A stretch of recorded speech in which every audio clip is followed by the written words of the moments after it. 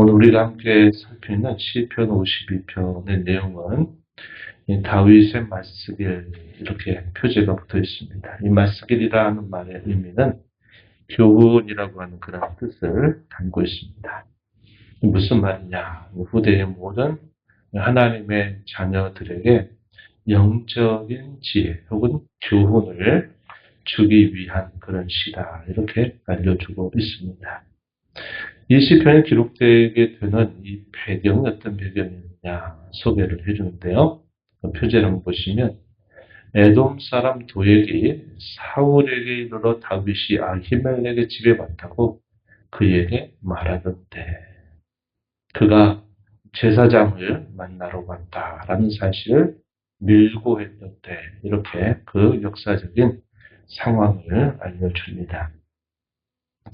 이 내용은 다윗이 사울의 추격을 계속 피하면서 그가 도망치고 있다가 대지상이 있었던 이 대지상이었던 아히멜렉에 있는 곳을 그가 찾아가게 되면서 그의 도움을 받는 일이 있게 됩니다. 이러한 사실을 누가 봤냐면 이 도액이라고 하는 사람이 이것을 지켜보더니 다윗이 바로 이곳을 지나갔다. 이곳을 왔다 갔다. 이런 사실을 사울에게 보고하게 되면서 사울이 이 일로 인해서 자신의 분을 내가지고 이 아히멜렉의 일가 85명의 제사장들을 무자비하게 죽이는 그런 사건이 발생합니다. 그래서 이러한 상황 속에 당시 이 악인들이 득세하는 상황이고 자신을 비롯한 의인들, 하나님의 뜻을 구하는 사람들이 이 악인들에 의해서 많은 박해와 시련을 당하고 있는 그 가운데서 다윗이 하나님 앞에 올렸던 간절한 기도, 이것이 바로 시편 52편이 기록되게 된 배경이다. 이렇게 알려줍니다. 우리가 성경으로는 사무엘상 21장 1절로 7절 이하, 또 이어지는 22장 9절 이하로부터 이 역사적인 상황을 우리가 확인할 수 있습니다. 가끔씩 이렇게 표제의 그 상황을 알려주게 되는 것은 어떠한 상황 속에서 하나님 앞에 이렇게 기도하고 혹은 하나님 앞에 찬송했는가 하는 것에 대한 좀 더 세부적인 이해를 우리에게 더해줌으로써 이 시편이 갖고 있는 그 성격이 어떤 성격인가 하는 것을 우리에게 잘 보여준다 하겠습니다.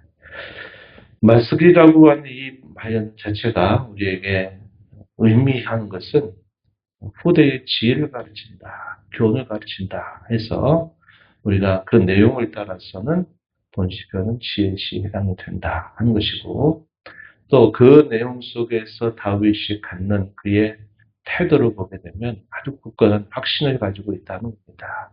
비록 도망자의 신세로 계속 어려운 삶을 겉으로는 살고 있지만 그의 내면 속에는 하나님을 향한 강력한 확신이 자리 잡고 있다. 그래서 이번 시편 우리가 분류할 때 지혜시이면서 동시에 확신시의 성격을 가지고 있다. 이렇게 우리가 이해할 수 있겠습니다. 본 시편이 결국 우리에게 보여주는 것은 악인의 그 득세라고 하는 것은 대단히 짧은 시간에 지나지 않는다. 그들의 궁극적인 종말은 결국 하나님의 심판을 피할 수 없다 한 것이고 반면에 의인은 짧게 보면 고난을 받는 것 같지만 그러나 길게 볼 때 하나님은 의인에게 결국 복을 주신다고 하는 사실 이것을 우리에게 잘 가르쳐 주고 있습니다. 오늘 시편 내용을 한번 들어가서 보겠습니다. 여기 1절 시작할 때 포악한 자여라는 말을 표현했어요. 포악한 자여. 이 표현이 갖고 있는 그 성격은 어떤 문자적인 의미를 담고 있냐면 위대한 영웅이여라는 이런 의미를 담고 있습니다. 이것은 이 포악한 자에 대한 냉소적인 그런 표현이다. 이렇게 봐요. 우리말로는 포악한 자여 많이 듣지만 문자적으로는 너 위대한 영웅이여 이렇게 시작을 합니다. 자기의 힘이 강하다고 자기가 세력이 크다라는 사실을 자랑하는 자를 이렇게 냉소적으로 표현하고 있는 말이다. 이렇게 우리가 이해할 수 있겠습니다. 뭐라고 말합니까? 이 포악한 자의 횡포에 대해서 고발하는 것입니다.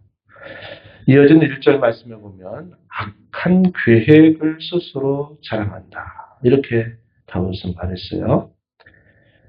혀가 심한 악을 꾀하여 날카로운 삭도와 같이 너는 간사를 행한다. 이렇게 표현했습니다.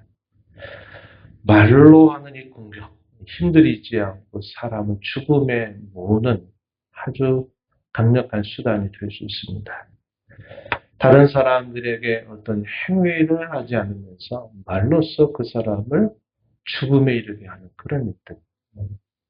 다윗이 살고 있는 시대에 많은 이 간사한 행악자들이 행했던 일이고 또 시대마다 그런 일들로 인해서 또 교회와 성도를 박해하는 그런 일들이 무수하게 많다 하는 것을 보게 되고 때로 우리 성도들도 의도하진 않지만 우리가 이렇게 말로 상처를 주기도 하고 받는 일들이 대단히 많이 있다 하는 겁니다. 그것이 마치 삭도와 같다 이렇게 우리가 표현할 수 있는 겁니다. 말로써 심하게 하는 그런 공격들 그것을 말하는 것이죠. 선보다도 악을 사랑하고 의를 말하는 것보다 거짓말하는 것을 더 사랑한다 이렇게 표현합니다. 그들에게 물어볼 수 있죠. 당신은 왜 이렇게 합니까? 라고 물으면 뭐라고 대답할까? 나는 대의명분을 위해서 이렇게 한 것이다. 나는 사울 왕을 위해서 나는 이 일을 한 것이다. 이렇게 변명하겠죠. 자기의 공명심 또 자기의 영예를 위해서 이런 일들을 하는 거죠. 속으로 어떨까요? 재물과 권력에 대한 탐욕이 자리 잡고 있는 겁니다. 내가 이 일을 왕에게 알림으로써 왕이 나를 기억해서 나에게 뭔가를 보답해 주기를 바라는 그러한 속셈을 가지고서 이런 일들을 하는 거죠. 그러나 겉으로는 어떻게 합니까? 왕을 위해서, 나라를 위해서 나는 다윗이 여기 숨었다라는 사실을 말한 것이다. 이렇게 또 변명을 하게 될 것입니다. 4절에서도 다윗이 말하기를 간사하여 남을 해치는 모든 말을 좋아하는도다. 이렇게 말합니다. 어떠한 목적을 앞에 세우면 그 목적에 부응하는 합당한 수단들을 강구해야 될 텐데 어떤 명분을 내세우고 목적을 내세우게 되면 그 목적을 위해서는 수단이 좀 나빠 보여도 그 목적을 이루기 위해서는 괜찮다. 목적이 수단을 정당화하는 그런 모습이 그대로 드러나고 있다 하는 겁니다. 본시편 7절 말씀을 보면요. 하나님을 자기 힘으로 삼지 않고 자기 재물의 풍부함을 의지하고 자기 악으로 스스로 든든하게 하던 자라고 다윗이 비판합니다. 하나님을 의지하고 그분을 힘으로 삼는 태도가 아니라 결국 자기의 풍부함을 의지한다.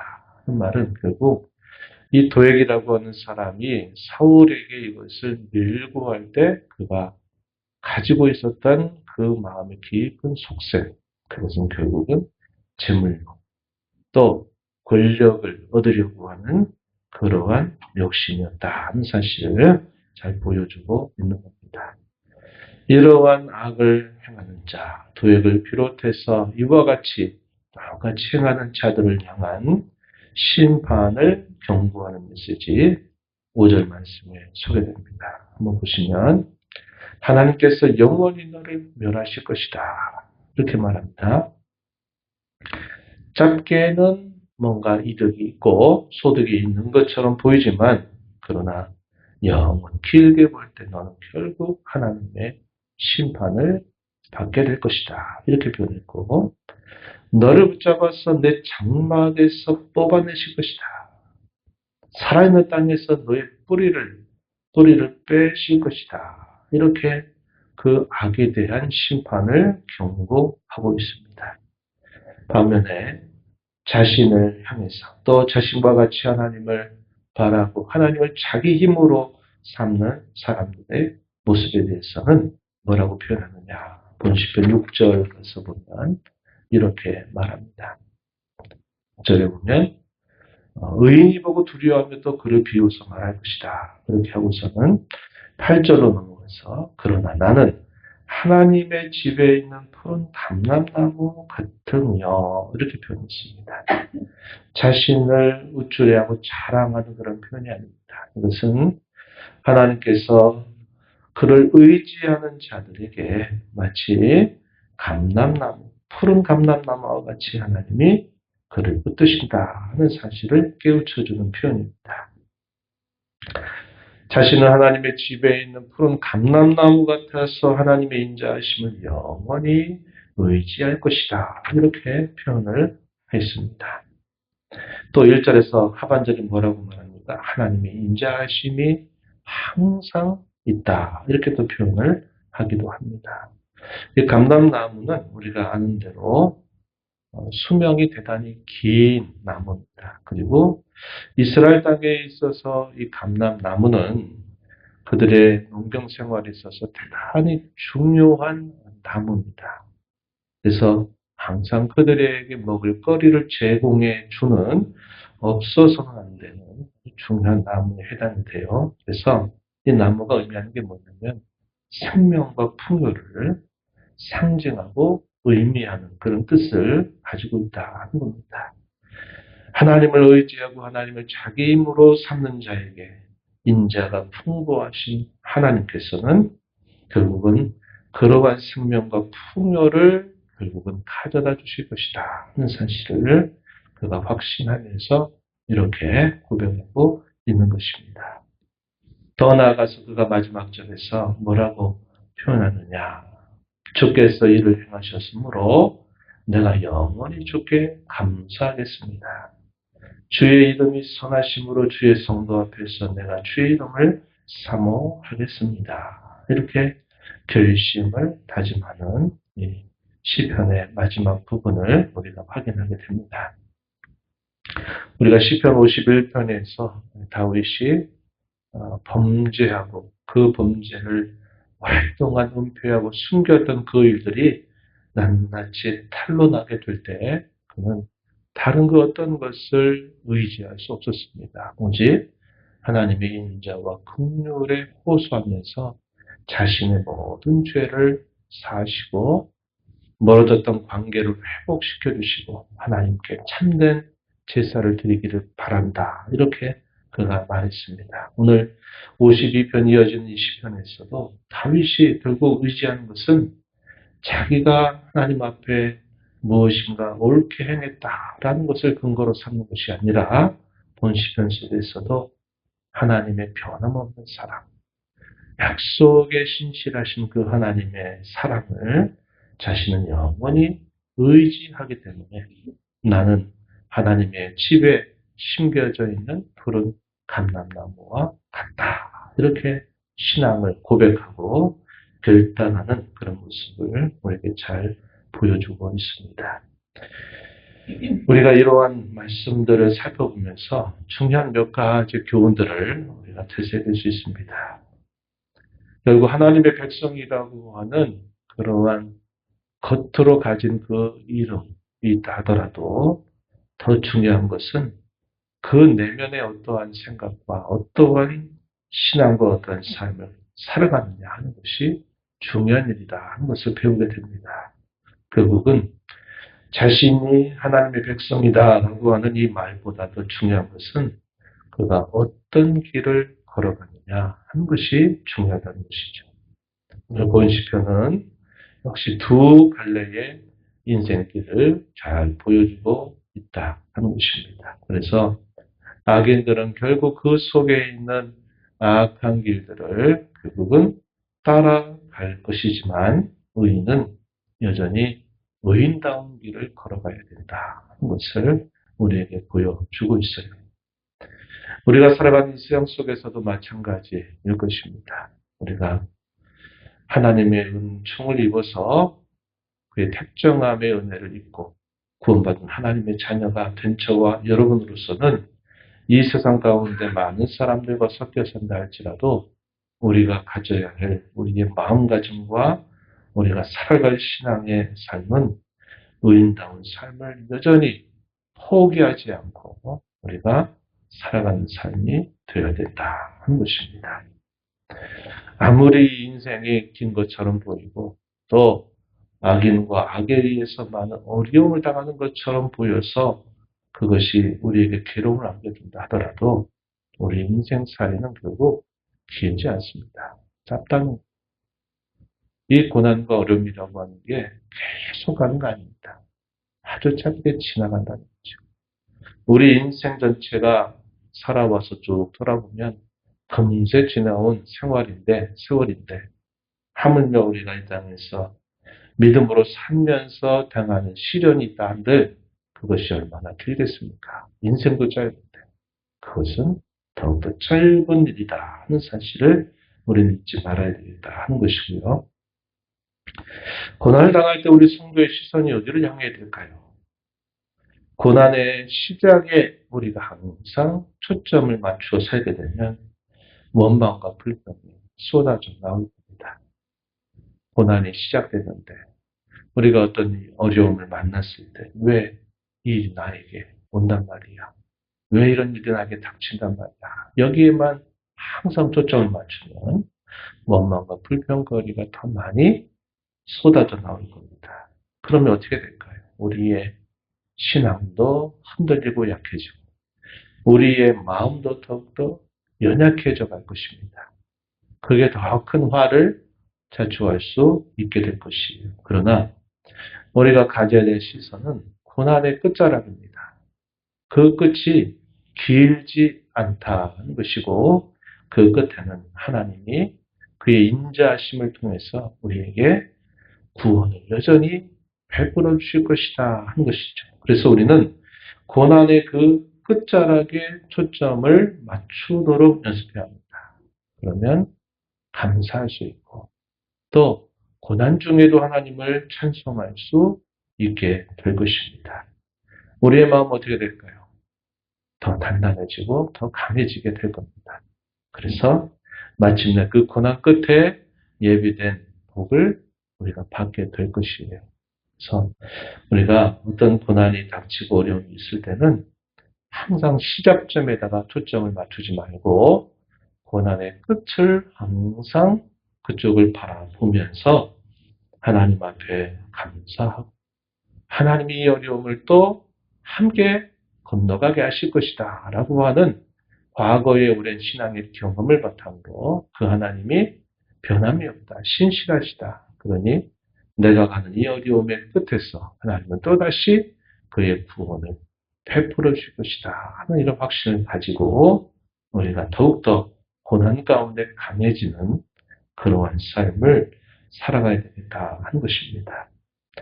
또 한편 다윗이 자신을 하나님의 집에 심겨있는 마치 푸른 감람나무 같다라고 자신을 칭합니다. 이것은 자랑하기 위한 것이 아니라는 것이에요. 그가 이렇게 고백하는 그의 고백에는 어떤 의미가 있습니까? 그것은 하나님께 대한 굳건한 확신이 자리 잡고 있다 하는 것입니다. 그런 좀 어떤 상황일까요? 역사적인 상황을 한번 다시 들어가 보면 그가 아히멜렉 제사장에게 가서 도움을 얻습니다. 그리고 그곳에서 오래 머물지 못하고 또 다른 곳으로 뭐예요? 도망쳐요. 도망칩니다. 그러면 이 본시편이 기록된 그때는 어떨까요? 모든 상황이 싹 다 정리되고 나서 기록한 것이 아니라는 겁니다. 그것은 자신이 계속적인 도피 생활을 하고 있는 중에 여전히 언제라도 자기 목숨을 해하려고 하는 그런 원수들에게 사로잡힐 상황에 있는 상황에서 그가 이와 같은 고백을 한다는 겁니다. 그러니 이것이 대단히 귀한 그의 고백이다 하는 것입니다.